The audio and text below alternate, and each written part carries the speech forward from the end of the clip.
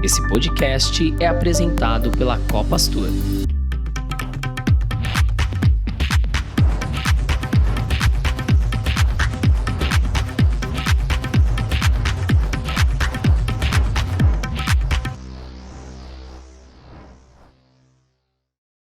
Bem-vindos ao voo do Saída de Emergência com destino ao conhecimento. Eu sou o Maurício Santos. Sou o Daniel Amorim. O propósito desse podcast é elevar a consciência por meio da construção colaborativa de conteúdo, transbordando para a sociedade nossa cultura e valores. Tripulantes, microfones em automático. Primeiro assalto. Você já definiu seus candidatos ou é aquele que deixa para o dia da votação? Não sabe em quem votar e recorre ao famoso santinho achado na rua e depois ainda reclama dos rumos do país. Você sabe a relevância do seu voto? A seriedade desse momento em uma nação? Sabe diferenciar a direita, a esquerda, centro e por aí vai? Bom, vamos para o bate-papo, vamos começar aqui esse debate de uma forma muito construtiva, até para dar um exemplo aí para toda a nossa comunidade, né, política. E para começar esse nosso bate-papo, vou chamar aqui os nossos convidados de hoje, o Ivan Fernandes. Ivan, seja muito bem-vindo ao Saída de Emergência. Olá, Daniel, Maurício, é um prazer aí estar participando do debate com vocês, aí os ouvintes, aí os espectadores que vão escutar essa nossa conversa. Espero que seja muito produtiva, que a gente aprenda muito aí, trocando ideias, né? Eu acho que no momento de polarização política no Brasil, o mero ato de trocar ideias já é um grande avanço aí para melhorar e pensar novos horizontes para os próximos anos. Aí passa depois de uma década muito difícil. Bem, quem sou eu? Eu sou professor, sou pesquisador, sou cientista político, sou professor da Universidade Federal do ABC, gosto muito de dar aula, gosto muito de fazer pesquisa, né? Tenho publicado em importantes revistas nacionais e internacionais, tenho publicado alguns livros ao longo da minha carreira, aí, apesar de não ser tão velho, eu tenho 35 anos, né? Mas publiquei um livro sobre política comercial em 2011. Ambos vocês conseguem encontrar no meu site, o segundo você consegue também encontrar no Cielo. Então, eu sou um curioso sobre a política, um especialista estudioso sobre a ciência política. É importante a gente separar o que é política do dia a dia, do cotidiano, o debate público que ocorre aí ao longo das eleições, no sabor dos momentos aí, das tensões políticas, do que é a ciência política como ciência, né?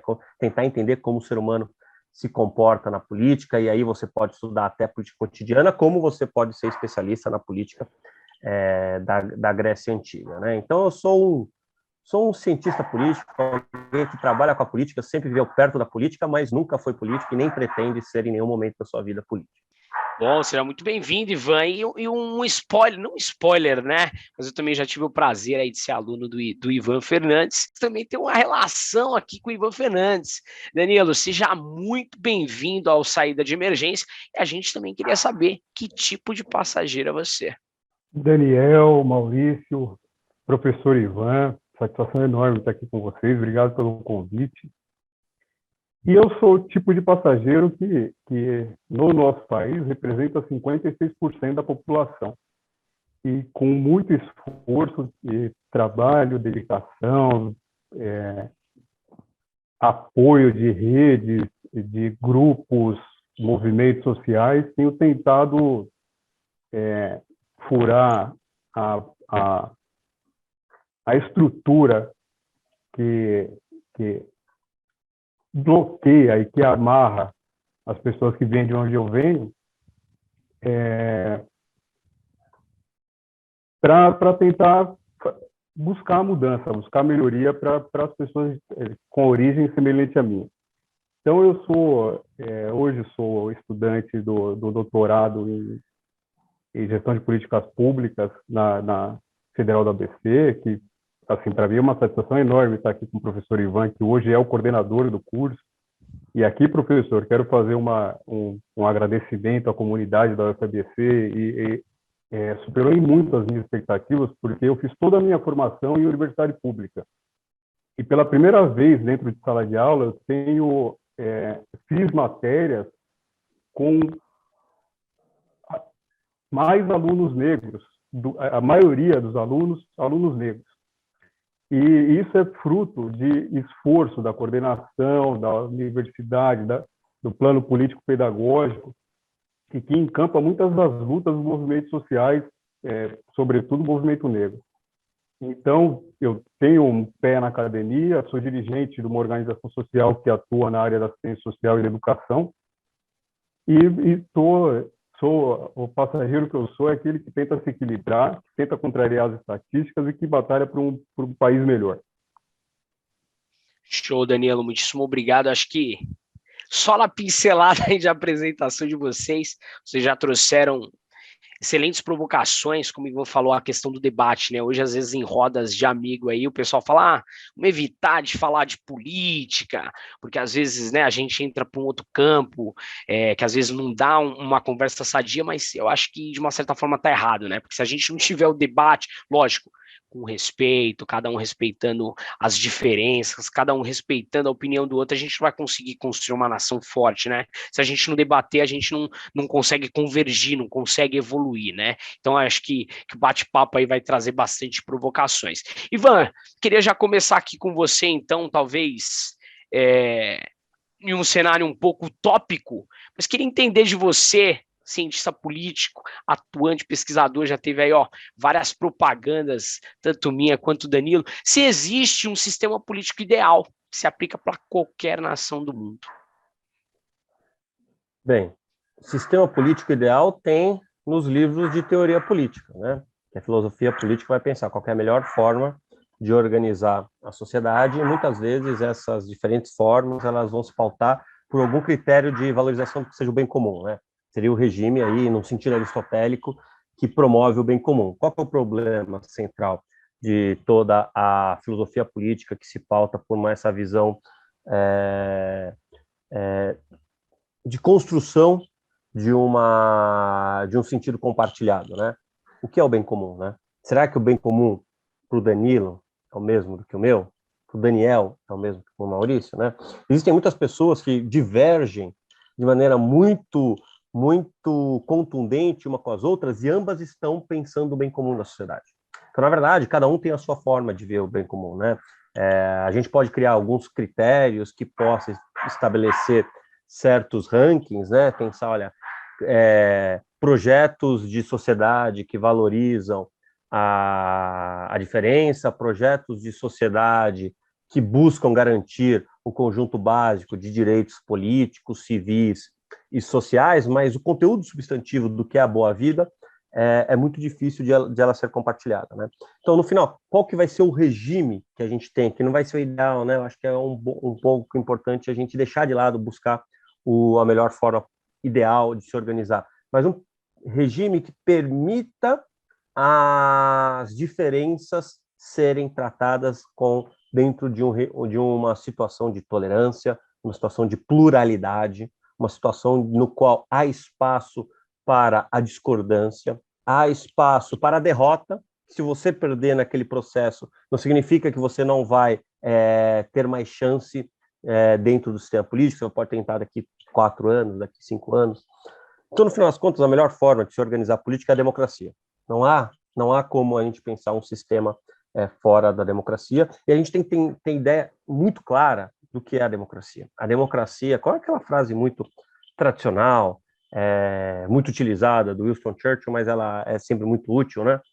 Porque a democracia é o pior dos regimes, salvo todos os outros, né? É um regime extremamente falho, é um regime que tem diversos problemas. Tem uma outra frase muito interessante, também muito utilizada, do Bismarck, que fala que se você descobrir como as salsichas e as leis são feitas, você não ia querer chegar perto de nenhum nem da outra.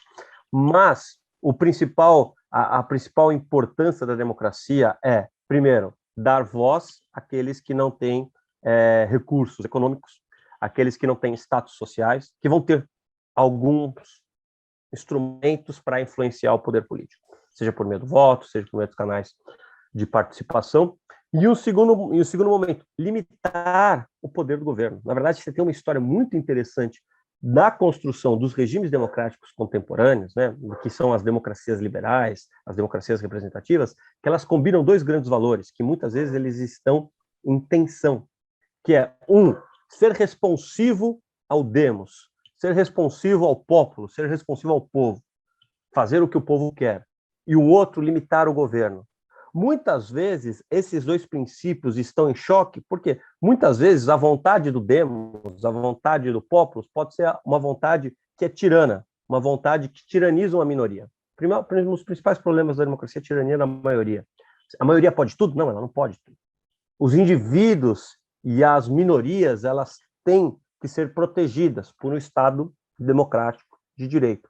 Então, o regime ideal que nós temos, que não é o regime ideal, mas o regime mais funcional que nós construímos até hoje, e a melhor forma que organizamos a vida social, depois aí de milênios que a humanidade vem se interagindo socialmente, são esses regimes recentes, aí de 200 anos para cá, coisas muito novas da história humana, que são regimes que, de um lado, respondem à vontade do povo, e o processo eleitoral é a melhor e mais clara forma de manifestação da vontade do povo, mas, ao mesmo tempo, limitam o poder do governo. Então, o presidente eleito de plantão, ele não pode tudo. O presidente eleito de plantão não é o rei.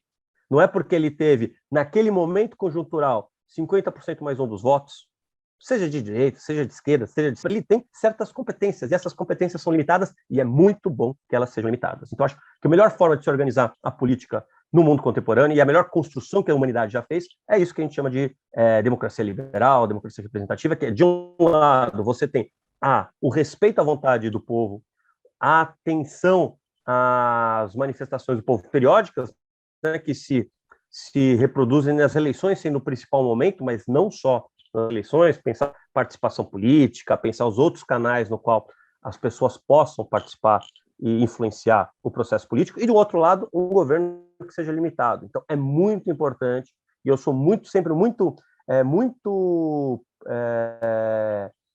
tenho uma visão muito positiva de todos os tipos de reforma que visa limitar o poder das autoridades estabelecidas. Porque quanto mais disseminado for esse poder, maior é o espaço da pluralidade social, maior é o espaço para o respeito às diferenças e maior é a possibilidade de uma convivência pacífica entre os diferentes. Eu acho que esse é o grande esforço de construção e talvez o grande desafio do mundo moderno, né? Porque agora, no mundo globalizado, no qual as pessoas circulam, né? O Brasil ainda é um país que está um pouco distante da globalização. O Brasil é um país que recebe muito pouco migrante, a gente recebeu muito migrante no passado, seja a migração forçada, seja a migração voluntária. Mas de 50 anos para cá, o Brasil não recebe migração. Na verdade, o Brasil envia. Também não participa de uma maneira muito rica dos fluxos comerciais. Aí, o Brasil é um grande país, é um grande trader, porque o Brasil é muito grande, né? Mas o Brasil é a maior das economias grandes, ainda até hoje, a economia mais fechada. Mas se a gente olhar o mundo desenvolvido, se a gente olhar outros países da América Latina, o cosmopolitismo ainda é cada vez maior. E aí você tem uma construção muito importante, que é regimes democráticos que são construídos com a base no respeito das diferenças, coisas que ainda não existem no mundo contemporâneo. A Europa democrática é uma Europa homogênea etnicamente, que está enfrentando o desafio da pluralidade étnica recentemente. Os Estados Unidos democrático, apesar de ser mais plural etnicamente, sempre teve uma hierarquia racial muito forte. Sempre tem uma posição que você tem um grupo que está no topo do status da sociedade, que é o WASP, né? O branco, o anglo-saxão. Nos últimos 20, 30 anos, essa estrutura social americana foi chacoalhada de maneira muito forte. Não existem muitos desafios democráticos nos Estados Unidos, muitos desafios democráticos na Europa contemporânea, na Europa ocidental. Principalmente, que eu acho que é isso, que a gente conseguir construir um regime no qual preserve as diferenças e crie um espaço de convivência, tendo a atenção, um sistema que responde às vontades do povo.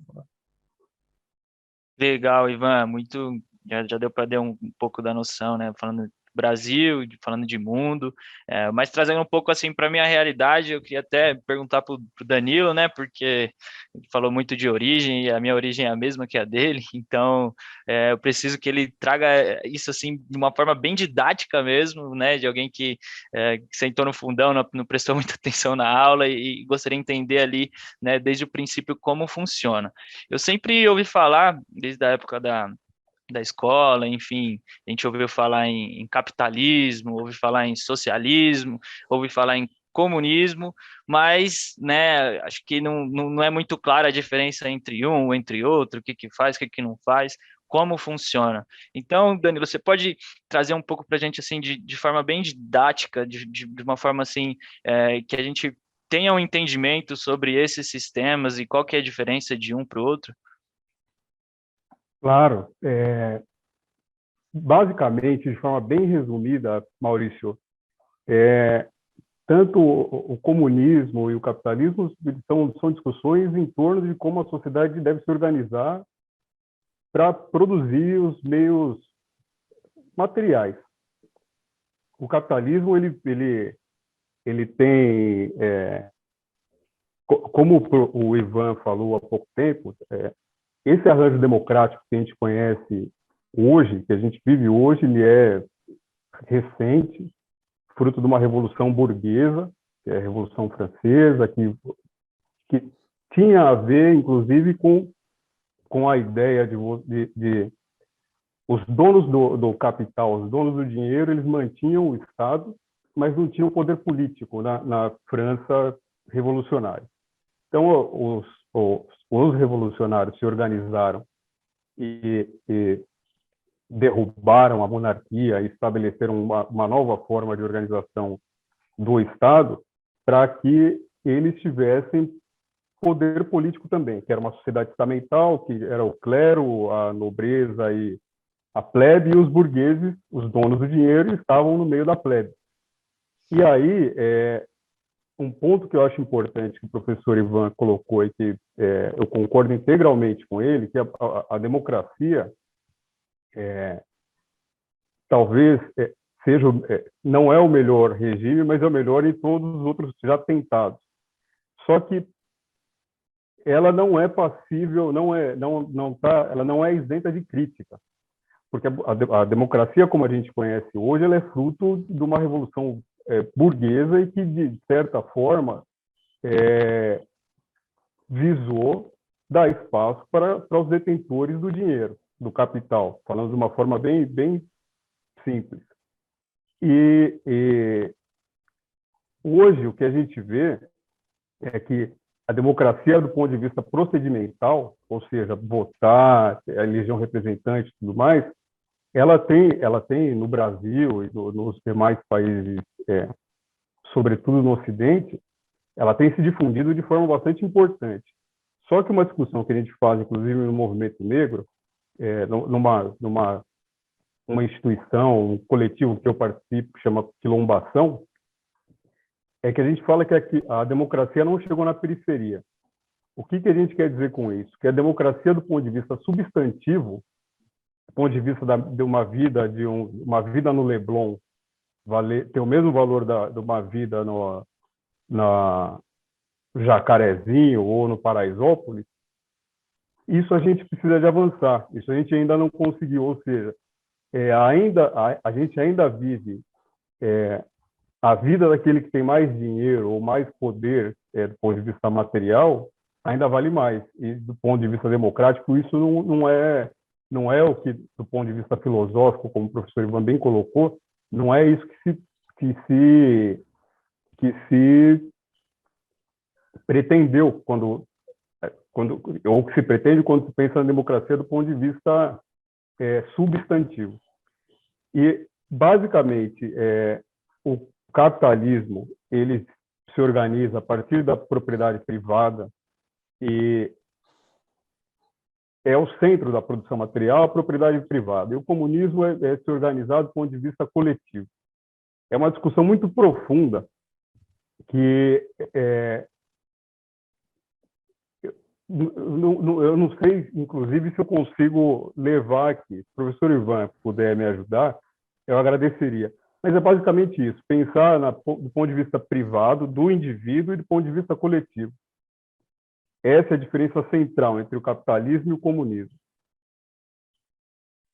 Legal. Eu acho que a gente pode pensar... Pode falar, Ivan. Daniel. Não, então, acho que a gente pode pensar o que diferenciaria efetivamente o que é um regime comunista do que um regime capitalista, né? Quem detém a propriedade dos meios de produção, né? Na definição marxista, né? E se a gente for deixar um pouco a discussão teórica, tentar olhar um pouco mais o dado empírico, né? Você vai ter uma diferença muito grande. Se você olhar a estrutura de propriedade do mundo soviético com a estrutura de propriedade no mundo capitalista, né? Porque a estrutura de propriedade do mundo capitalista, você tem um ator muito importante que é o Estado tem propriedades, né? Mas 80% da propriedade numa sociedade como o Brasil, ela é privada. Enquanto que numa sociedade como a soviética, 80%, 90% da propriedade ela era estatal, ainda que ainda existisse um resquício ali de propriedade privada. Não tem nenhuma sociedade que é 100% propriedade privada, até das sociedades modernas, nem nenhuma propriedade que é 100% propriedade estatal, mas é uma diferença muito grande. Agora, uma vez que a propriedade é privada, as possibilidades de organização da vida econômica são muito grandes também, né? Então, a gente tem diferentes formas de capitalismo, né? A gente pode pensar o capitalismo americano, que é um capitalismo hiperliberal, um capitalismo no qual a desregulamentação do mercado de trabalho é grande, né? Se a gente pensa aí uma dicotomia que existe no mercado de trabalho brasileiro, trabalho formal, trabalho informal, não existe essa dicotomia no mercado americano.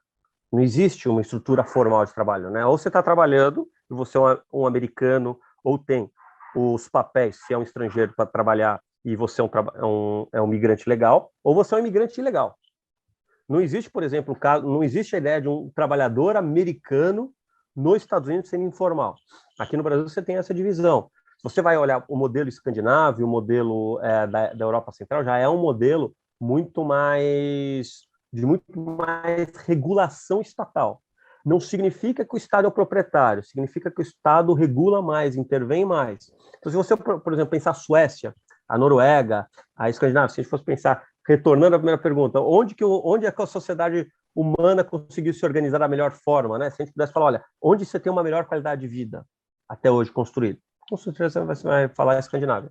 Agora, a Escandinávia, ela é comunista? Não, não é comunista. A propriedade privada na Escandinávia, ela é capitalista, ela é privada. O que tem? Você tem um Estado altamente interventor, que regula a atividade econômica, regula as relações sociais, mas ele não é o dono da propriedade. Na segunda metade do século XX, o Estado sueco chegou a ter um nível de tributação de 60%. O nível de tributação do Brasil é cerca de 35% a 40%. De cada $10 produzidos na Suécia, $6 eram apropriados pelo Estado para alocar via orçamento público. Mas a propriedade em si, no final das contas, ela era essencialmente privada. E aí, então, você tem um outro grande debate, que talvez seja muito mais interessante do que o debate entre comunismo e capitalismo, que é efetivamente, assim, qual é a sociedade comunista que é viável, que ela produziu resultados positivos? Não tem, né? As sociedades que tentaram um modo de produção diferente do capitalismo, ou elas terminaram em tragédia, ou terminaram em fracasso. Cuba, fracasso, a Coreia do Norte, fracasso, União Soviética, fracasso, China, tragédia, do Mao Tse-tung, a Indochina, tragédia. Então, na verdade, ou você tem o Camboja, né, se a gente for olhar a história do Khmer Vermelho, né? Então, na verdade, e os países que ainda se dizem comunistas, ainda tem uma organização comunista, se abrem lentamente para a economia global, vão cada vez mais se aproximando de um capitalismo de Estado que efetivamente é o regime comunista, né? A China, a última coisa que a China hoje é o regime comunista, é comunista só no nome do partido, né? Então, na verdade, eu acho que é muito mais rico o debate pensar quais são as diferentes formas de capitalismo, que inclusive tem um termo para isso, né? O Danilo já deve ter conhecido aí na discussão dentro do nosso programa, que é a discussão sobre variedades de capitalismo, né?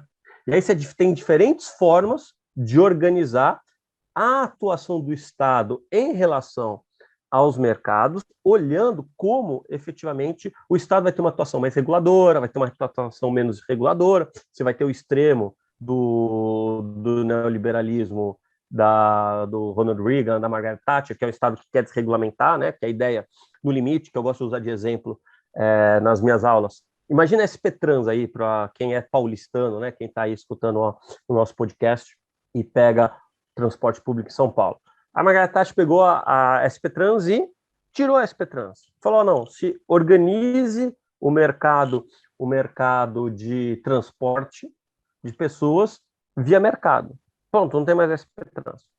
A outra coisa, eu tenho SP Trans. Agora, você tem SP Trans, quer dizer que é comunista? Não, não quer dizer que é comunista. Quer dizer que tem uma outra forma de organizar as relações, ainda que, no final das contas, quem está prestando serviço lá no final é uma empresa privada que tem um ônibus, né? E aí você vai regular a forma com qual essa empresa privada ela vai atuar. Não quer dizer que não vai ter participação de empresa estatal, a gente tem muitas empresas estatais, mas cada vez mais também as empresas estatais, elas são menos controladas pelo Estado. Tem um livro muito interessante do Aldo Musacchio, que ele vai falar O Novo Leviatã, que ele aponta que, a partir da década de 70, o Estado começa a participar das atividades econômicas, não mais como Estado produtor, um Estado que é dono de uma empresa, mas, na verdade, é um Estado que ele tem uma participação societária em uma grande empresa, que, na verdade, é o modelo da Petrobras, né? Boa parte dos cidadãos brasileiros aí que tem um pouquinho mais de dinheiro vão fazer um investimento, vai comprar uma açãozinha da Petrobras. Ele é um proprietário da Petrobras, se a gente for pensar no sentido estritamente marxista, né? Tem um problema do Marx? Não, tem um problema do Marx ter proposto isso. Ele escreveu isso no século XIX, né? O capitalismo mudou, a sociedade mudou, muitas coisas vão se transformando, né? Então, no final das contas, quem é o proprietário em si não nos ajuda a entender muito, né? Se a gente for olhar das grandes empresas multinacionais, hoje os principais proprietários dessas grandes empresas são os fundos de pensão dos seus funcionários, né? Se a gente for pensar do ponto de vista estritamente formal, os proprietários são os trabalhadores. Mas aí o que importa? Quem está tomando decisão. E aí como se toma essa decisão? Essa decisão tem participação do governo, não tem participação do governo? Como é que você organiza essa grande administração, né? A burocracia privada, não só a burocracia pública, né? E aí você tem organizações sociais muito mais complexas do que o debate entre comunismo e não comunismo, comunismo ou neoliberalismo, os dois termos aí muito utilizados, né? No debate público nos últimos 30 anos, né? Quem é meu inimigo ou é comunista ou é neoliberal, né? Se você está na direita, todo mundo é comunista, se você está na esquerda, todo mundo é neoliberal, né? E eu acho que, na verdade, ajuda muito a ganhar voto, ajuda muito a demarcar posições, né? Mas nos ajuda muito pouco a entender, de fato, o que está acontecendo no mundo. Acho que isso é bem legal, Ivan, você ter trago esse lado talvez mais didático aqui no final, porque é o que a gente tem escutado nos debates, né? Você acabou de colocar a direita falando da esquerda do comunismo, e ainda traz cases de tragédia mundo afora aí, para chamar a atenção do eleitor, né? Você quer isso para você? Você está votando nessa esquerda, você quer isso para você? Então não vote, né? E a mesma coisa, a esquerda fala da entrega totalmente pro mundo privado, e a gente fica aí nesse debate aí de ideias, e talvez falte um pouco mais de entendimento da nossa população para ela conseguir tomar sua decisão ali no final de uma forma mais imparcial. E aí, Danilo, seguindo um pouco dessa linha, que eu acho que vocês trouxeram aí nas falas de vocês, talvez um pouco da ideologia de quem está governando, né? Se é a direita, se é a esquerda que está ali naquele poder, e aí às vezes a gente vê alguns programas que um se diferencia um pouco do outro. Eu queria que você explicasse um pouquinho para a gente qual que é a diferença entre política de governo e política de Estado. Legal. Acho que a primeira coisa que a gente tem para pensar, Daniel, quando a gente fala da ideologia do governante da vez, é a gente pensar quais são os grupos de interesse que se organizam em torno das propostas do incumbente. Esse é o primeiro ponto. Basicamente, a diferença entre política de governo e política de Estado é que a política de Estado ela é implementada por meio de leis que por exemplo, o que está na Constituição. Lá são as linhas gerais do que o Estado tem que seguir. A forma como cada governo vai alcançar, vai buscar, essas são as políticas de governo. Uma das grandes críticas da dificuldade do Brasil avançar, da dificuldade do Brasil abandonar a eterna condição de país em desenvolvimento, é a continuidade de políticas por conta da luta da descontinuidade de políticas públicas em razão da luta política entre um governo e outro, e abandonam políticas que são importantes, que estão tendo sucesso para a população, para o país, em razão da disputa eleitoral, né? Então, políticas de Estado são aquelas que têm uma longa duração no tempo, que tem um pouco mais de dificuldade de o governo da vez descontinuar. E as de governo são aquelas que o grupo político que ganha tenta implementar com o objetivo de alcançar as políticas de Estado. Não, legal, isso é muito importante porque são medidas que às vezes não servem para 4 anos apenas, né? São coisas que, né, são necessárias para a vida. E seguindo nesse ponto, né, de didático, de aprender, né, de trazer aqui essa linha de aprendizado, eu queria pedir para o Ivan explicar para mim mais uma dúvida que me atentou aí muitos anos de estudo, que é o bendito dos três poderes, Ivan, na nossa democracia. Como que eles funcionam? Quais são suas competências? Eles respondem para alguma instituição, algum órgão fiscalizador? Como que funciona a interação entre eles para que funcione, né, a nossa democracia em si?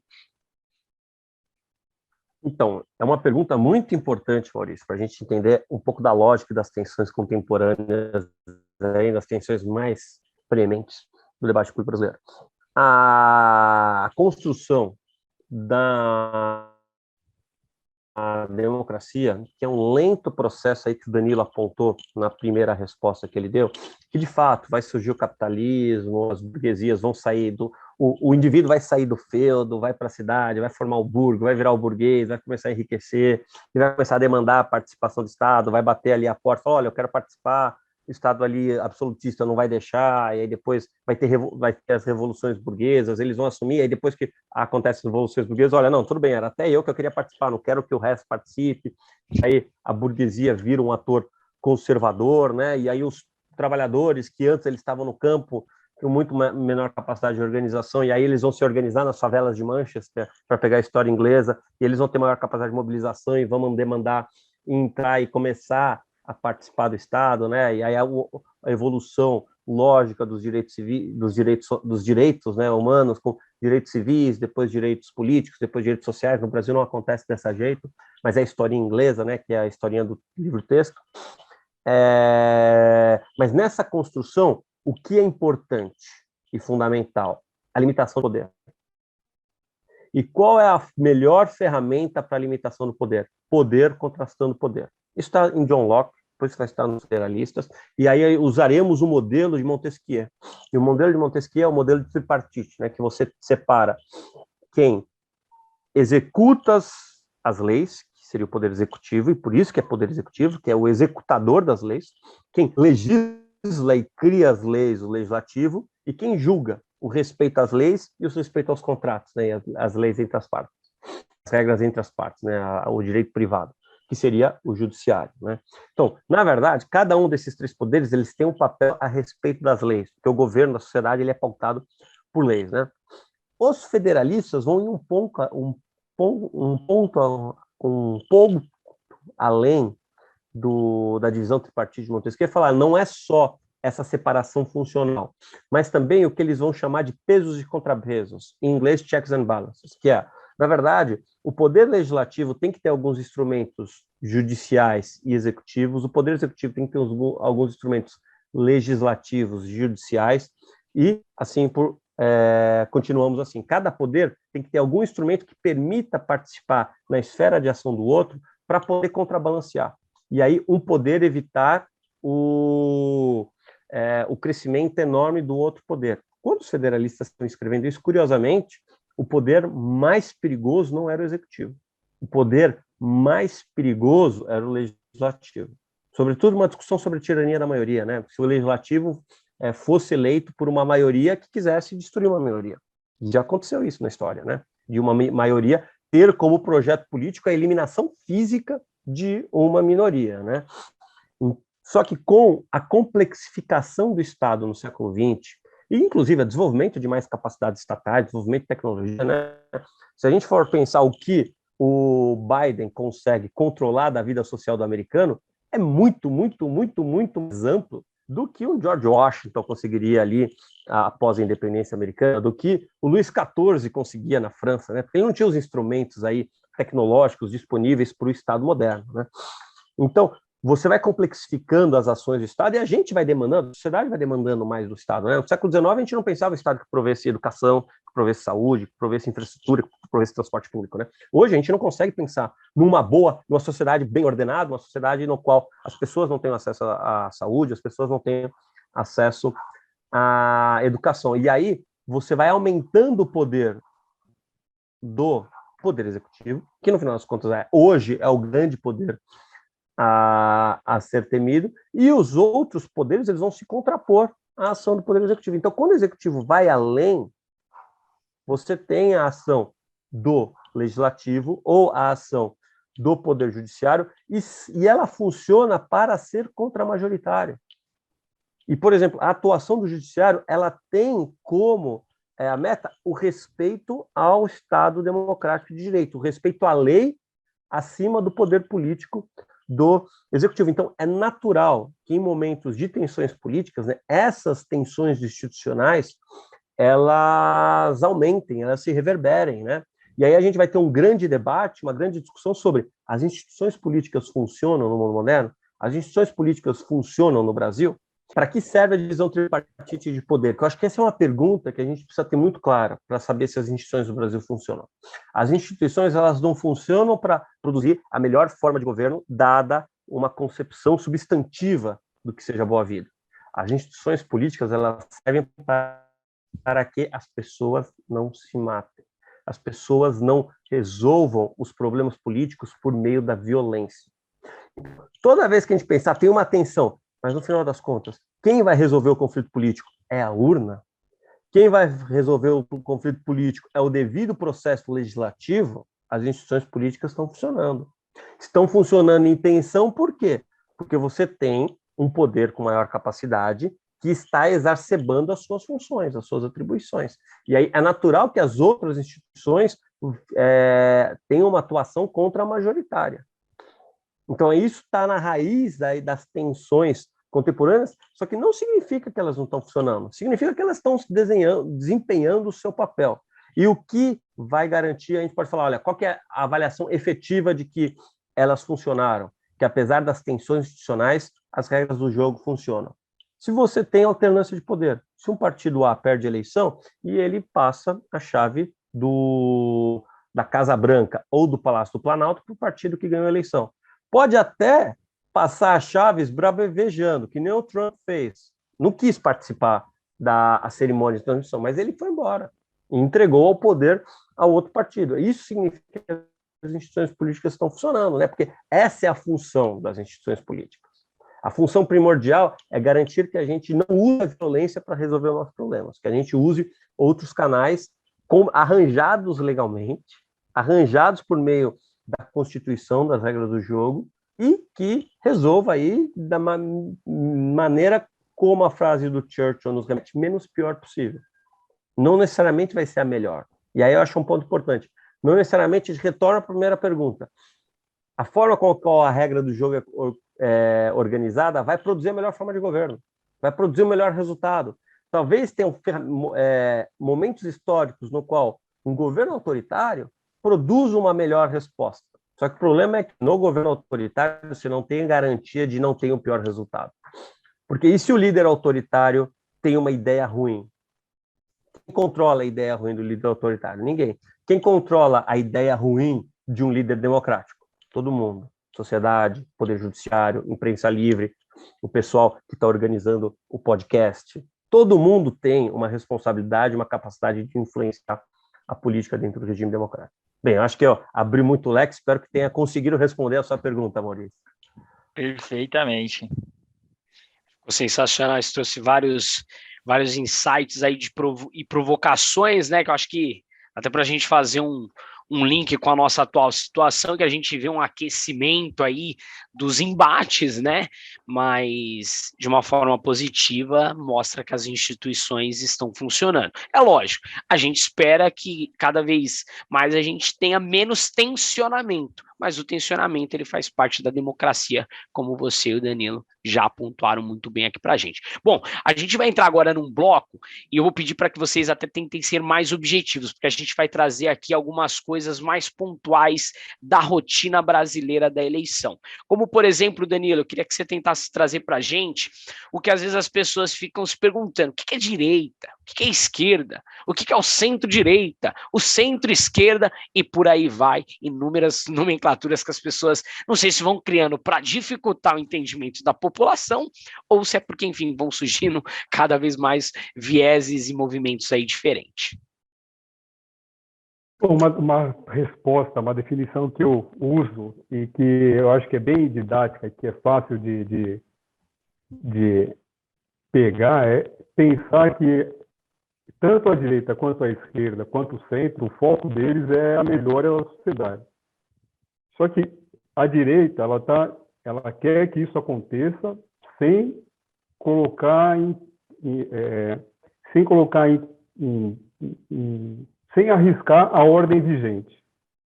E a esquerda, a esquerda progressista, ela aceita correr esse risco de alterar a ordem vigente. Então, a direita, ela quer alcançar esse objetivo de uma forma conservadora, e pode ser que isso demore mais tempo, mas sem abrir mão, sem alterar o status quo, enquanto que a esquerda está disposta a alterar o status quo e tentar buscar essa melhora de uma forma mais rápida.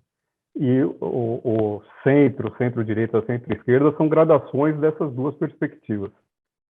Ou são movimentos que tentam, vamos ver aqui onde que estão o eleitorado, né? O que o eleitorado está pedindo? Então, eu sou de esquerda, eu vou falar que eu sou de centro-esquerda, né? Para ir ali no radical. Talvez é um pouco dessa leitura aqui que a gente pode fazer. Danilo, fazer uma dobradinha com você. Qual a diferença entre o voto branco e nulo? O voto branco, ele entra na estatística da eleição, e o nulo ele não conta. Eu não tenho certeza dessa resposta, viu, Daniel? Eu não tenho certeza. Hoje eu acho que não. Vai lá, Ivan. Eu posso entrar aí, que essa é uma das coisas, dos meus temas de pesquisa aí. Recentemente publiquei uma pesquisa no Instituto Votorantim sobre a alienação eleitoral. O voto branco e o voto nulo, eles têm uma definição conceitual distinta, né? O voto nulo significa, não quero nenhum desses. O voto branco significaria, aceito qualquer um desses.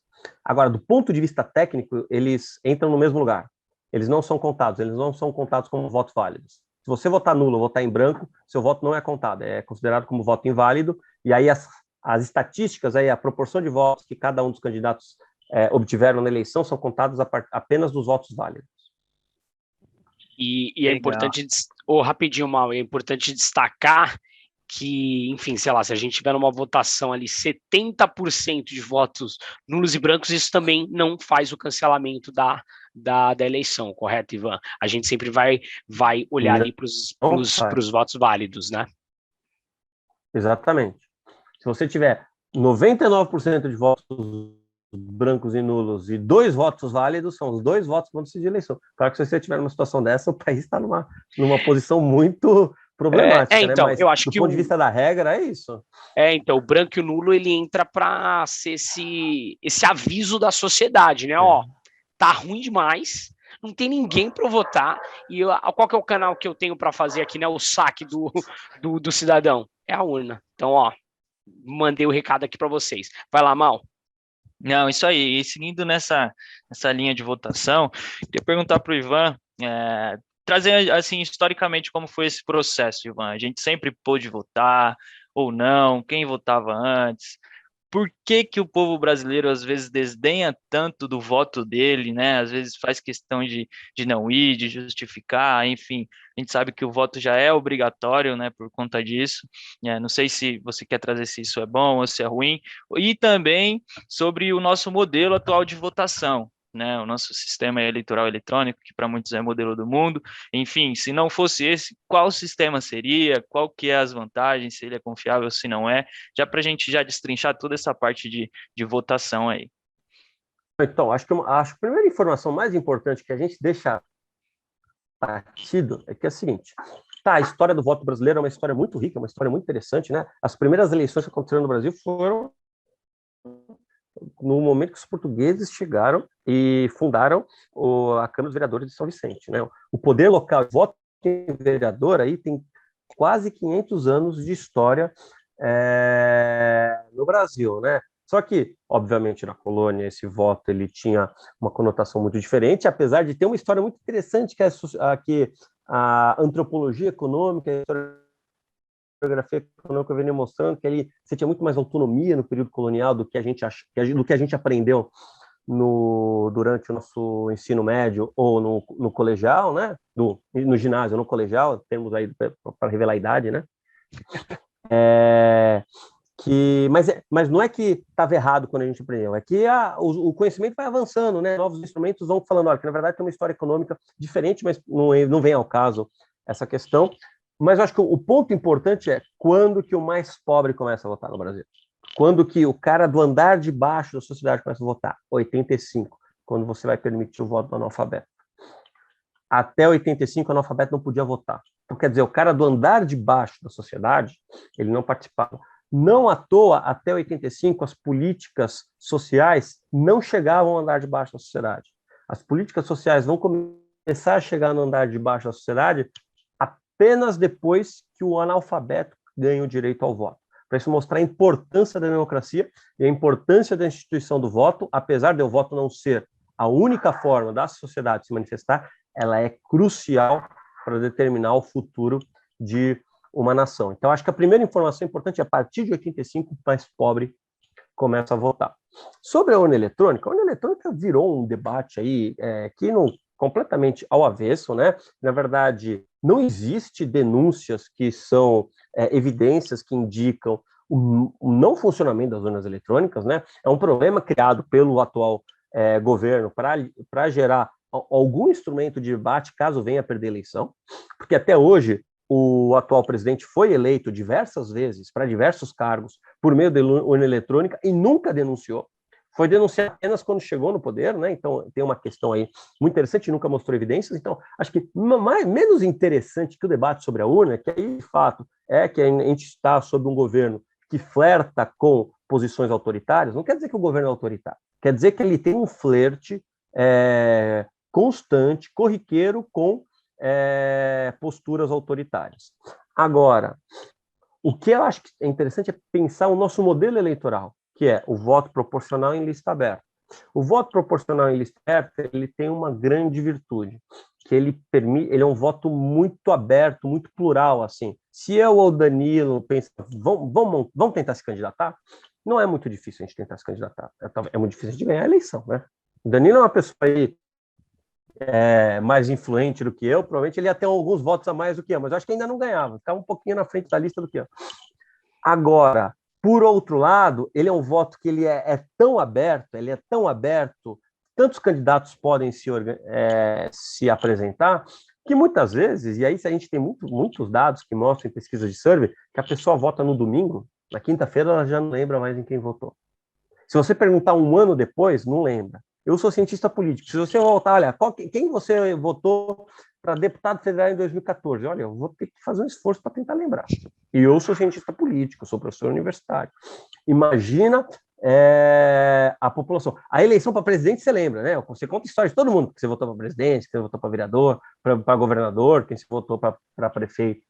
Para o legislativo, não, né? Então, você tem um lado ruim do modelo de representação proporcional em lista aberta, que ele não gera uma conexão muito forte entre o eleitor e o eleito, entre o eleitor e os candidatos. Você poderia ter outros modelos, que eu voto em lista fechada, que você vota no partido, e aí é mais fácil lembrar, votei no partido, não votei no candidato. Ou o voto majoritário, que você vota no distrito, que é o modelo legislativo americano, o modelo legislativo inglês. Eu acho que a discussão mais interessante sobre o voto é sobre o sistema eleitoral em si, do que propriamente urna eletrônica. Isso daí é o problema do bode na sala. Assim, o governo inventou, colocou um bode na sala para tentar ter algum instrumento caso consiga ganhar apoio para, numa eventual derrota eleitoral, reverter o processo democrático. Eu acho que é muito pouco provável. Acho que é muito pouco provável que as instituições brasileiras, que os grupos de interesse se aventurem numa empreitada autoritária. Eu acho que nunca foi tão possível, mas continua sendo muito improvável que o resultado aí dessa crise política brasileira seja o fim da democracia no Brasil. Mas o debate sobre a urna eletrônica tem essa funcionalidade, para falar, eu perdi a eleição porque roubaram. Nunca teve uma denúncia com evidência de que houve manipulação dos votos, então isso daí é uma história contada simplesmente para construir uma eventual narrativa de derrota. Aqui eu queria trazer um ponto na fala do professor Ivan, que eu acho fundamental a gente aprofundar nessa discussão, que é o sistema de votação. A sociedade hoje tem discutido muito a questão da representatividade de gênero, de raça, dos grupos minoritários do ponto de vista sociológico, não necessariamente quantitativo, né? E uma das formas que talvez seja a mais segura de a gente garantir essa representatividade seria talvez o voto em lista fechada, porque lá você consegue fazer a paridade de gênero, de raça na lista, e a pessoa votando no partido. Esse sistema proporcional em lista aberta, todos podem concorrer, mas quando a gente olha para trás, para a estatística dos eleitos, do valor destinado às campanhas e tudo mais, a gente vê que um grupo que é homem branco de determinada idade tem sido um grupo majoritariamente eleito, né? E a despeito de candidaturas de mulheres terem conseguido um maior financiamento, candidatura da população negra agora ter também um diferencial do ponto de vista de financiamento, mas quando a gente olha para os eleitos, tem se mantido o mesmo grupo, e talvez uma forma de se garantir que essa proporcionalidade, que mais mulheres de fato sejam eleitas para os cargos proporcionais, legislativos no caso, negros, comunidade LGBT e as demais minorias, seria o voto em lista. Essa é uma questão, um ponto assim, importantíssimo para a gente discutir, que eu acho o professor Ivan coloca de forma excelente. Assim. Esse é um ponto que a gente precisa de como sociedade, avançar. Danilo, só para pegar o gancho, vai lá, desculpa, Dani, pode à vontade. Isso que você trouxe, Danilo, tem alguma relação com o que a gente está vendo hoje de candidatura coletiva, né? Ou seja, a gente vê ali mais de uma pessoa, né? Eles dividindo ali o poder, vamos dizer, a gente tem visto isso muito por parte, né, dessas minorias. Como que funciona isso? Tem alguma relação? Eu não consigo enxergar uma relação direta, Maurício, mas porque os coletivos eles são ativistas, pessoas que conseguirem enxergar que se agrupando teriam mais chances do ponto de vista político de disputarem. Quando a gente pensa numa lista fechada, a lista, o partido fala quais são os seus candidatos e a ordem da eleição. Então, se o partido tiver 20% das cadeiras, ele vai lá indicar tantos candidatos para aquela posição. E quando você faz a lista, você distribui na lista quem é a sua prioridade. Então, um partido que fala que a prioridade dele é eleger mulher, que quer ter 50% das mulheres, ele pode colocar na lista lá. Então, 50% dos nossos candidatos são mulheres e é um homem, uma mulher e alterna.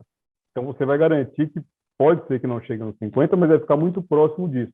Acho que são fenômenos distintos e eu acho que os coletivos, a grande ideia dos coletivos é de conferir maior competitividade para essas candidaturas e que não necessariamente garanta que elas sejam eleitas. Porque ali você faz, nos coletivos, você faz um somatório de lideranças, né? Por exemplo, você pegar uma liderança que tem 10 mil votos aqui, que não seria suficiente para elegê-la, mas que você soma com outras lideranças de outras regiões, você torna mais competitiva a candidatura.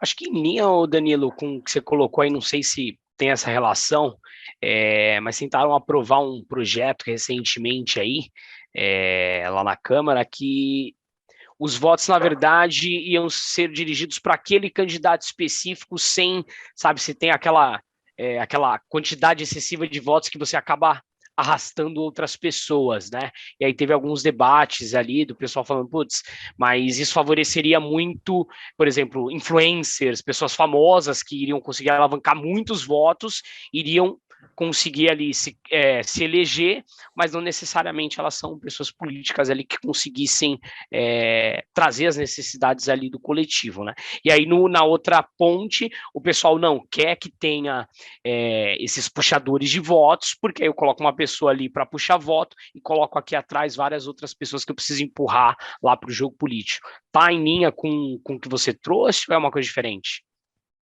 Eu acho que é uma coisa diferente, porque não, tá em linha no sentido de que a gente está discutindo o coeficiente partidário.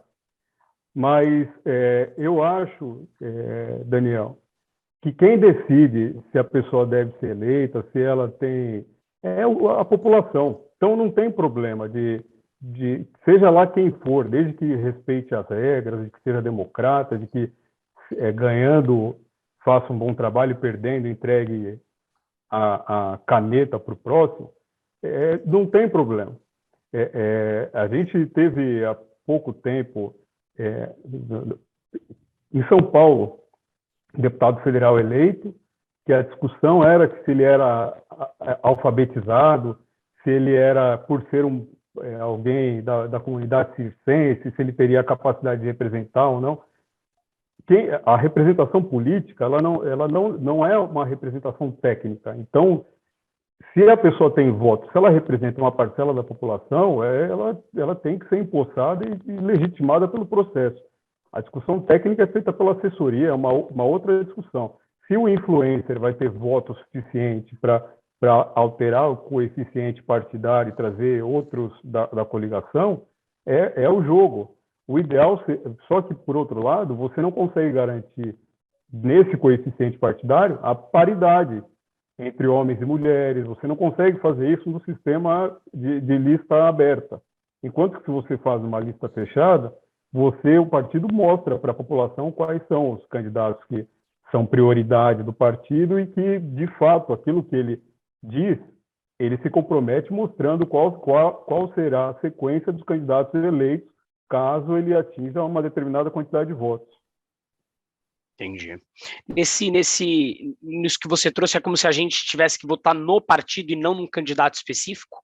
Seria, e aí Entendi. A gente passaria a votar no partido e a entender melhor a questão programática, a proposta programática do partido, porque na eleição é muito comum a gente ver candidatos nesse sistema de lista aberta fazendo promessas que, em muitos casos, se contrapõem àquilo que o partido acredita. Então, uma vez eleito, ele não vai conseguir fazer, nada daquilo que foi prometido vai ser feito, porque ele não vai ter o apoio do partido para fazer. Legal.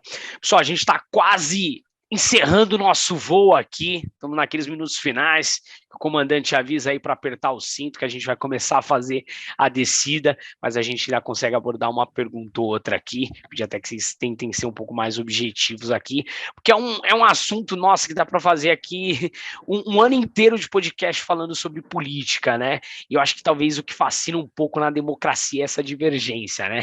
Se não tivesse essa divergência, nossa, não teria graça nenhuma. Eu acho que é por isso que o Ivan e o Danilo são estudantes de política, porque eu acho que isso fascina um pouco, né, essa divergência. Ivan, queria entender com você aqui um pouco por que a gente tem tanto partido político, né? Isso ajuda, isso atrapalha, e assim, até se você puder tentar fazer um link lá com o modelo americano, não sei se ele é mais simples ou não, mas pelo menos assim, em teoria, democratas e republicanos, acaba se tornando um pouquinho mais fácil para o eleitor. Essa é uma ótima pergunta, Daniel. Só fazer uma observação anterior. Eu falei numa das minhas respostas do livro do Aldo Mussac, e o nome do livro é Reinventando o Capitalismo de Estado. Estava na dúvida aí que não tinha falado o nome correto, só para corrigir aí, é Reinventando o Capitalismo de Estado, vale muito a pena a leitura do texto. Agora, retornando para a sua resposta. O Brasil tem muitos partidos. Bom, isso é uma definição. O Brasil elegeu Congresso Nacional mais fragmentado da história das democracias em 2018. Não é do Brasil, da história das democracias. Por que o Brasil tem tantos partidos, tem um sistema tão fragmentado? Pelo sistema eleitoral, pela forma com a qual nós organizamos as regras do jogo, né? Como nós temos distritos muito grandes, como o estado de São Paulo, que tem 94 deputados estaduais, 70 deputados federais, e tem, o município de São Paulo, 54 ou 55, acho que é 54 vereadores. Você tem distritos muito grandes, você tem uma grande oportunidade de criar partidos, porque o partido político, se ele tiver 1% dos votos, praticamente, ele consegue uma cadeira para a Assembleia Legislativa Paulista. 94 deputados é quase 100 deputados, um voto por porcento, né? Então, como esses distritos são grandes, a representação é proporcional e é lista aberta, você vai ter um incentivo para hiperfragmentação. Se um líder político ele racha com a liderança, eu acho que um caso mais interessante aí do passado recente é a briga dentro do PT entre Lula, Dilma e Marina. Qual que foi a solução da Marina? A Marina não ficou no PT para tentar derrotar o Lula num outro momento. Derrotar o Lula no momento que o governo estivesse mais fraco. Se o sistema partidário brasileiro fosse mais engessado, seria muito provável que a Dilma ganhou a batalha contra a Marina, e aí ficou evidente, né? A Dilma foi a candidata para a sucessão do Lula, o governo da Dilma foi ruim, né? Teve sérios problemas, a Dilma perderia poder, espaço, o Lula perderia poder, espaço dentro do partido por essa razão, e a Marina se transformaria numa grande figura dentro do partido.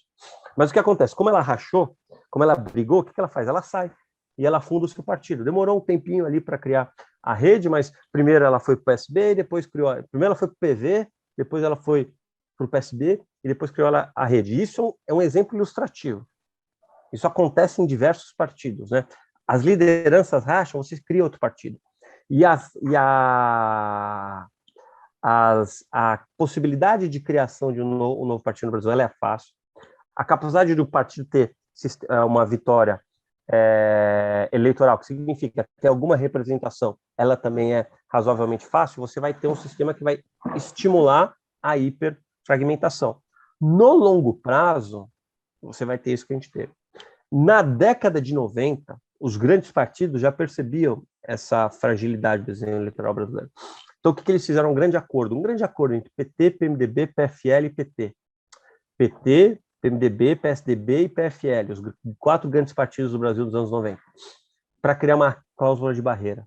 Por quê? Com a cláusula de barreira, se o partido não atingir um mínimo de votos, um mínimo de representação, ele não tem acesso aos recursos partidários, ele não tem acesso às cadeiras, ele não tem acesso ao legislativo. Isso seria um mecanismo para reduzir a hiperfragmentação. Só que, infelizmente, o STF, ali, o Marco Aurélio Garcia, Marco Aurélio de Mello, interveio quando essa lei foi ser implementada, e a negociação nos anos 90 foi muito interessante, foi uma negociação, pensando do jeito que da questão que o Danilo colocou, da política de governo, política de Estado, foi uma negociação de Estado, porque eles não tomaram uma decisão para ser implementada em curto prazo. Tomaram uma decisão para ser implementada 10 anos depois. Quem estaria no poder 10 anos depois? Ninguém sabia. Quem vai estar no poder no Brasil em 2030? A gente não sabe. Vai ser o PT, vai ser o PSL, vai ser o PSDB, voltar e se organizar, vai ser o PMDB, você não sabe. Então fizeram uma regra para evitar a hiperfragmentação 10 anos depois, só que quando ela foi ser implementada, o STF interveio, proibiu, e aí isso estimulou essa inevitável hiperfragmentação. Por que o sistema americano ele não é dessa forma? Porque o sistema americano ele é organizado por um sistema eleitoral majoritário. Um sistema eleitoral majoritário, no qual cada distrito elege um único candidato, então você tem uma única cadeira no distrito. Você pensa em São Paulo. São Paulo tem 70 deputados federais. Você tem que dividir São Paulo em 70 distritos. São Paulo tem 94 deputados estaduais. Tem que dividir São Paulo em 94 distritos. Em cada um dos distritos, você vai ter uma cadeira. Se você tiver um sistema eleitoral de um turno, não de 2 turnos como na França, de um turno, no longo prazo, você vai reduzir esse número de partidos para 2, na Inglaterra 2,5, que você tem os conservadores, os trabalhistas e um partido liberal que ele é um pouquinho menor que os outros 2. Isso você reduz o partido. Se o Brasil adotasse amanhã um sistema majoritário, em 10 anos nós teríamos muito menos partidos. E agora, de fato, um modelo que tem poucos partidos, por outro lado, dá menos opções para o eleitor. Acho que ser 2 partidos como o americano, as grandes correntes, novidades, assim, um líder jovem que surge. No Brasil, o líder jovem é candidato à presidência rapidamente. Por outro lado, o Brasil está no outro limite desse contínuo, né? O Brasil é hiperfragmentado, né? A fragmentação do Brasil ela é prejudicial para o funcionamento da democracia. Os partidos explicam muito pouco. O PT, que é o maior partido brasileiro, ele tem 10% dos votos. Isso é um partido pequeno, em qualquer lugar do mundo. E é o maior partido brasileiro. Então, acho que o Brasil chegou num cenário de hiperfragmentação muito prejudicial para o funcionamento da democracia. Algumas medidas começaram a ser tomadas, né? A proibição de coligação nas eleições proporcionais, foi também criada uma cláusula de barreira, não acesso às cadeiras, mas acesso aos recursos do fundo partidário, né? Mas, de fato, é um grande problema que o sistema político precisa tomar uma decisão de Estado, não olhar para a próxima eleição, porque olhando para a próxima eleição, as pessoas não estão preocupadas com o melhor país. O líder político está preocupado com o seu resultado eleitoral. Tem que ser reformas para valerem daqui a 10 anos, que comecem a reduzir essa hiperfragmentação. Que, tudo bem, eu acho que 2 partidos políticos é muito pouco, mas 15 partidos políticos, como o Brasil tem, se a gente for contar todos os partidos políticos, são de alguma forma relevantes. Você tem mais de 15 partidos políticos. Não tem 15 posições ideológicas no Brasil, né? Então aí eles só geram confusão, só geram aquela sensação pro cidadão que a política ela é bagunçada, né? Então acho que é necessário um esforço da sociedade, das elites políticas para reformas que sejam implementadas de longo prazo. O problema é que as nossas reformas políticas elas são implementadas para a eleição seguinte. Na eleição seguinte, cada deputado está preocupado com a sua possibilidade de reeleição.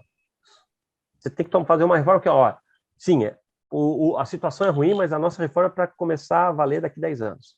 Daqui a 10 anos, quem vai estar no poder? Não sei. Pode estar à direita, pode estar à esquerda, pode vir um marciano, né? Muita coisa pode acontecer até lá, né? Então, você consegue tomar decisões pautadas por uma ideia mais republicana do que efetivamente as necessidades emergenciais que cada liderança política tem, né? Sim, numa reforma que vai ter impacto na próxima eleição. Sim, concordo. E faz muito mais sentido, né? Mas se isso partisse do pensamento do bem comum, né? Não apenas de ganhar a próxima eleição, como você disse.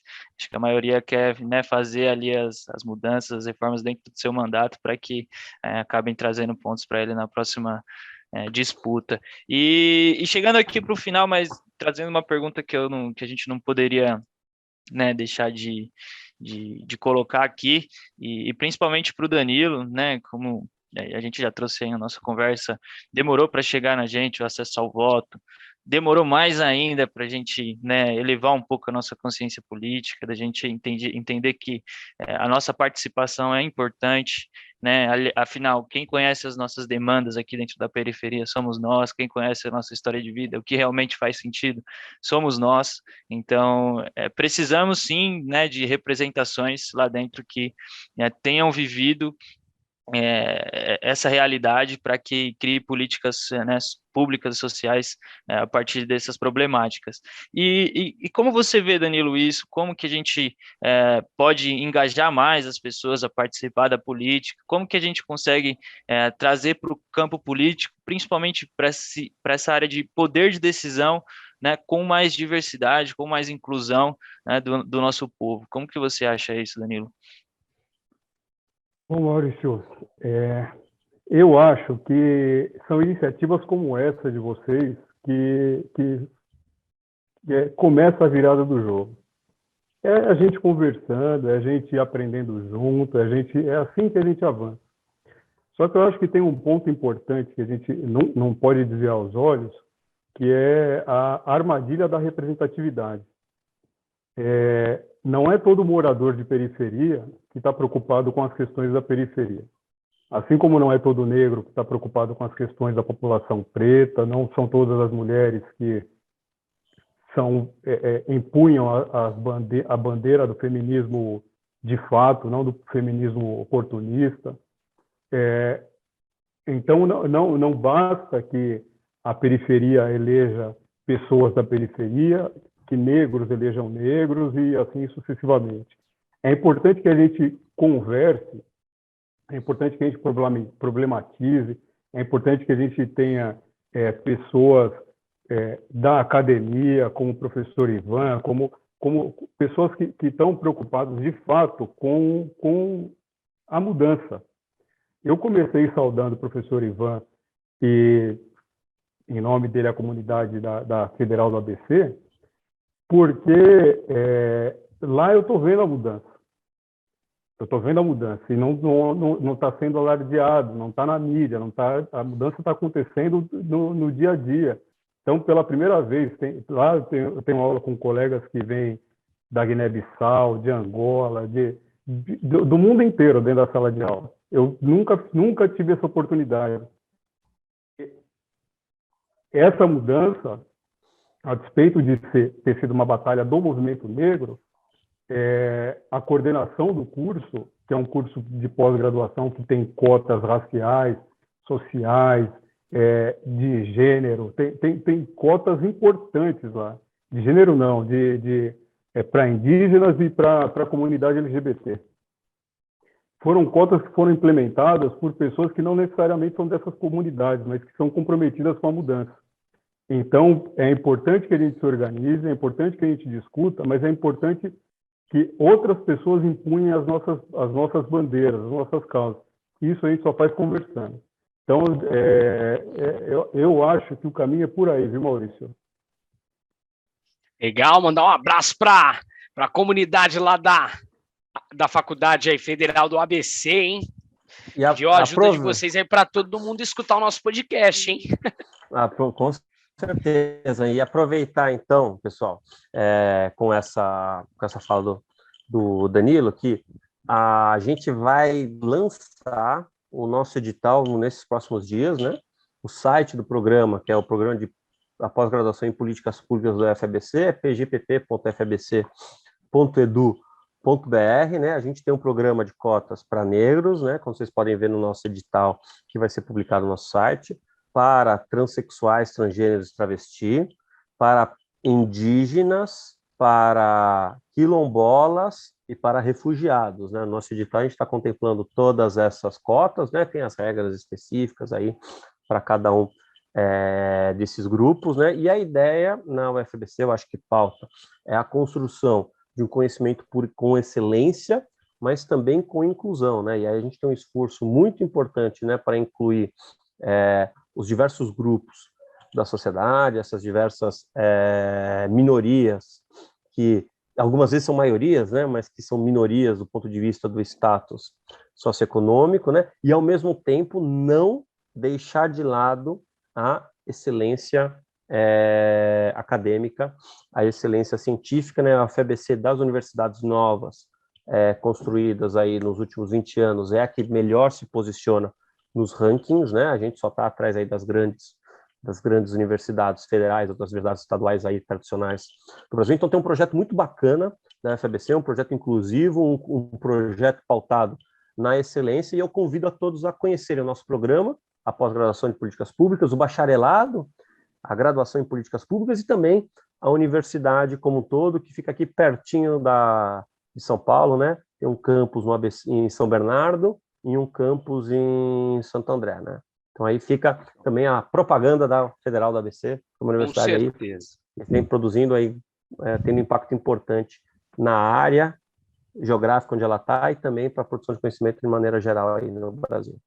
Com certeza, se for para defender conhecimento, diversidade, inclusão, acesso, conta com o nosso canal aqui, porque a gente levanta essa bandeira aí com muito orgulho. E Daniel, só para um último ponto, desculpa te cortar, que eu acho que é uma mensagem importante que muitas pessoas, vezes as pessoas não sabem, né? As universidades públicas, não só a UFABC, os programas são gratuitos, a pós-graduação é gratuita, então você faz o mestrado, doutorado, se conseguir com bolsa, mas pelo menos você não paga nada, a graduação você não paga nada. Isso de vez em quando é uma informação que para a parte aí da população que é um pouco mais informada, ela já está acostumada, mas tem bastante gente na sociedade que não sabe disso, né? Então, para você que não conhece, entre no site do MEC, entre no site das grandes universidades, porque as universidades públicas, elas são gratuitas, você pode fazer graduação, mestrado, doutorado, e se especializar ali, melhorar a sua formação, sem um curso. Claro que você tem que descobrir qual é o processo, né? Pelo Enem, são os processos seletivos internos, né? Mas é uma oportunidade aí de ouro que algumas pessoas não sabem e é uma informação que precisa ser divulgada, né? Com certeza, divulgado e assinado aqui pela gente. Mal, quando o Ivan pediu a palavra de novo, eu pensei que ele ia falar lá do tempo que a gente estudava junto. Eu pensei que ele ia falar, poxa, vou comentar aqui o aluno nota 10 do curso de Relações Internacionais da FMU, que era o Daniel Amorim, mas enfim, ele vai deixar nos bastidores, tá bom? Brincadeiras à parte. Pessoal, queria agradecer muito, muito, muito mesmo a participação de vocês. Uma honra fazer esse podcast aí com o professor Ivan, na qual tive a honra de fazer aula, de aprender muito, também de conhecer o Danilo aí e de dividir aqui a cabine, a condução junto com o Maurício. Pessoal, queria só que vocês dessem uma mensagem bem rápida aí, ia fazer uma brincadeira aqui no tocante, né? Que às vezes a gente escuta bastante a falar isso. Mas assim, direcionado aqui hoje para o eleitor, esse cara que às vezes não procura essa informação, a pessoa que às vezes que desdenha do poder do voto, do momento importante que a gente está. Então, eu queria que vocês dessem aquele recadinho final aí de incentivo para as pessoas irem às urnas, fazerem uma decisão consciente, pesquisarem, enfim, o que vocês quiserem compartilhar aí. Pode começar com você, Danilão. Bom, primeiro eu queria agradecer pelo convite, por ter estado aqui com vocês. São momentos como esse que faz a gente perceber que a gente está na direção certa, né? A mensagem que eu gostaria de deixar para o eleitor, para o cidadão comum, para aquele que, na maioria das vezes, muitos deles estão descrentes nas funções do Estado, nas políticas públicas que são oferecidas na sua região, a parte aparente do Estado, né? Normalmente o eleitor de baixa renda, ele tem uma visão um pouco turvada do que é o Estado, em razão da vida dura que leva, muitas das vezes os aparelhos públicos, os serviços públicos que ele tem em contato também são outros trabalhadores que estão levando uma vida tão dura quanto. Que eles não percam a fé no processo eleitoral, na democracia. Como o professor Ivan falou no início, talvez não seja, não é perfeita, mas é o melhor arranjo que a gente tem. É o melhor arranjo que a gente tem. Então, olhar para a própria realidade, ver como a vida é estável, como a vida está, acreditar na ciência. A gente aqui está fazendo, para a gente fazer esse bate-papo com vocês, e eu não me sinto pronto, inclusive, mas olha o tanto de coisa que a gente teve que ler, o tanto de coisa que a gente tem que se preparar para poder sentar e conversar meia hora e ainda assim não ter a resposta. Mas a gente está em busca dela, e eu acho que o caminho é esse. Então, acreditar no processo democrático, acreditar que as coisas podem melhorar, acreditar que a ciência, ela não tem todas as respostas, mas ela aponta se não para os melhores caminhos, para os caminhos menos piores, né? E que, de fato, o morador da periferia, o cidadão de baixa renda, ele é o que mais precisa do Estado. Então, tem que acreditar, a gente tem que sentar, a gente tem que conversar, a gente tem que buscar a melhora, mas dentro do processo. Fora da democracia não tem nada. É essa a mensagem que eu gostaria de deixar. Obrigado, Danilão. Ivan, seu minuto final, igual aqui no debate político. Tréplica, réplica, vai lá. Bem, Maurício, Daniel, muito obrigado aí pela oportunidade. Quem está nos ouvindo, espero que tenham gostado, né? Também aí, se quiserem continuar a conversa, no site do FBC tem meu e-mail, aí a gente pode continuar. Foi um prazer bater esse papo com você aqui, Danilo. Espero que nós possamos continuá-lo ali nos cafés da universidade. Eu queria passar uma mensagem aqui, Daniel, muito menos focada no voto e na eleição. Porque eu acho que assim, o voto é importante, as pessoas sabem disso, as pessoas sabem que o voto sozinho tem um efeito pequeno, mas o voto agrupado, o voto coletivo, o voto da sociedade tem um efeito importante. Mas eu acho que o recado crucial desse momento é o seguinte: quem discorda de você não é seu inimigo.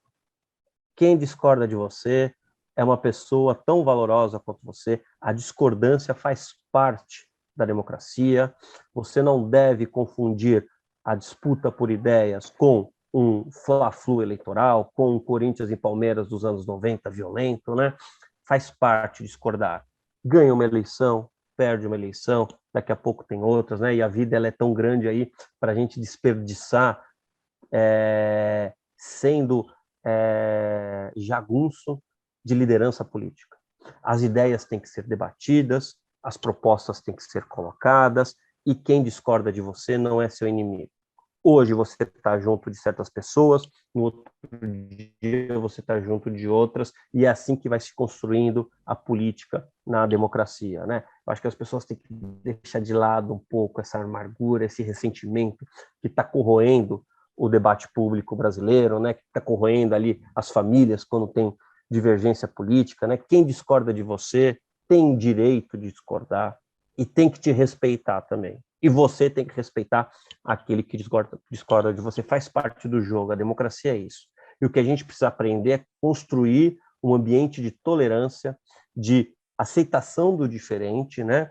E caminhamos juntos com uma sociedade. Caminhamos aí, de vez em quando discordando, de vez em quando concordando, de vez em quando muda aliança, de vez em quando eu quero que o Corinthians ganhe do Palmeiras, a outra vez eu quero que o Corinthians ganhe do São Paulo, de vez em quando eu quero que o Palmeiras ganhe do São Paulo, e outra vez eu quero que o São Paulo ganha do Palmeiras, e as coisas vão caminhando dessa forma, né? Eu acho que a informação mais importante, a mensagem mais importante é: quem discorda de você não é seu inimigo. Simplesmente uma pessoa que tem uma opinião diferente. Respeite e seja respeitado, né? Show, esse é o fascínio da democracia, né? Bom, pessoal, mais uma vez, Danilão, obrigado, um prazer conhecer. Ivan, uma honra fazer esse bate-papo com você. Mal, muitíssimo obrigado. E para você, nosso ouvinte, curtiu esse voo? Compartilha com seus amigos e voe junto com a gente. Chegamos ao fim do nosso voo, não saia da janela e aguarde os próximos podcasts. Obrigado.